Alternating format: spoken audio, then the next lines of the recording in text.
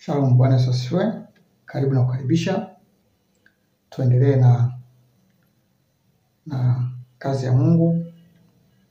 Leo nataka nikutangazia mfungo wa siku 40, ambapo mfungo huo utafunga asubuhi, jioni unafungulia, kwa wale ambao tuko pamoja, kwa sababu tunaenda kukamilisha kazi ya Bwana.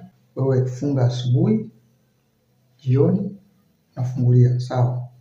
Maana funga kawaida ambayo uko pamoja na mimi na nawajua ambao tuko pamoja ni watu wachache sana na tunafahamiana, sawa?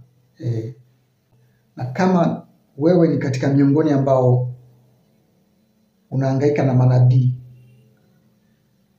kwenda huku na huku kushtaki watumishi wa Mungu, nikwambie wewe unafanya kazi na joka. Anafahamu zako zimeshikwa na joka ili utekeleze kazi ya joka bila mwenyewe kujua. Amen. Nakwambia hivyo, sawa?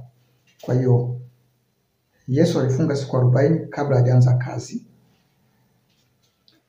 na Musa akafunga siku 40 akiwa katikati ya safari, alipokaa mlimani akizungumza na Mungu kwa siku 40 katikati ya safari baada ya kutoka Misri. Na leo katikati, mwisho wa safari ya msalaba, mwisho wa kutengeneza njia ya msalaba, ndipo tutakwenda kufunga 40. Wewe funga kawaida, sawa? Siku nilipotamka maneno haya, na mwanamke alipiga kelele sana, akasema haiwezekani. Kwa nini uliofunga kuifunga toka mwanzo unakuja kuifunga mwishoni? Kwa nini anasema hivyo, au kwa nini analalamika hivyo? Kwa sababu ameona kuna vitu vinaenda kuharibika na kuvunjika.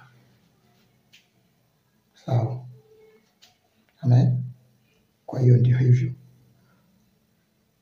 Karibu sana na Mungu akubariki sana.